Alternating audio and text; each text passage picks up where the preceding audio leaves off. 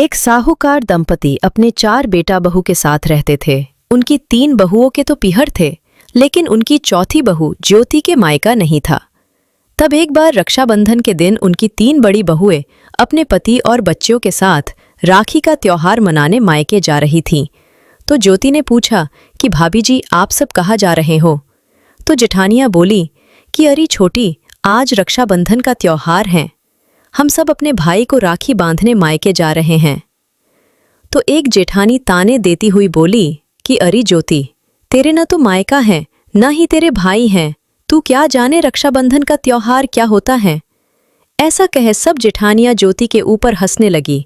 उस दिन ज्योति बहुत रोई। उसे मायके की और भाई की कमी महसूस होने लगी। वह खुद के कमरे में जाकर खूब रोई और भगवान से मन ही मन बोली कि हे कृष्ण भगवान, अगर मेरे भी एक भाई होता तो मैं भी अपने भाई के राखी बांधती। है भगवान, आपने सबकी पुकार सुनी है। कलयुग में एक बहन की करोड़ विनती सुनो तो जानू। ऊपर बैकुंठ में देवी रुक्मणी और भगवान कृष्ण को ज्योति के ऊपर दया आ गई। उसी समय भगवान पति पत्नी का रूप बनाकर आए और ज्योति के सास ससुर और पति से बोले कि हम ज्योति के मामा के बेटे बहू हैं, ये हमारी रिश्ते की बहन है, हम इससे राखी बंधवाने आए हैं। ये सुनकर ज्योति बहुत खुश हो गई। उसने अपने भाई भाभी के राखी बांधी, तिलक किया, मिठाई खिलाई, बदले में भाई भाभी बनकर आए। भगवान ने उन्हें खूब सारे गहने, रुपया, मिठाई और धन देकर गए।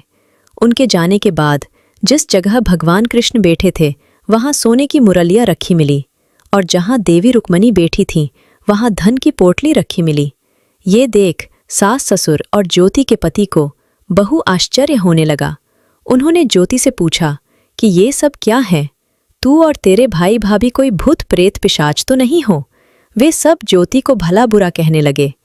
तभी वहां आकाशवाणी हुई कि अरे, वे तो भगवान कृष्ण और देवी रुक्मणी थीं।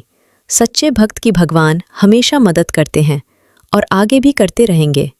उस दिन के बाद कोई भी ज्योति को मायका और भाई के न होने का ताना नहीं देता था।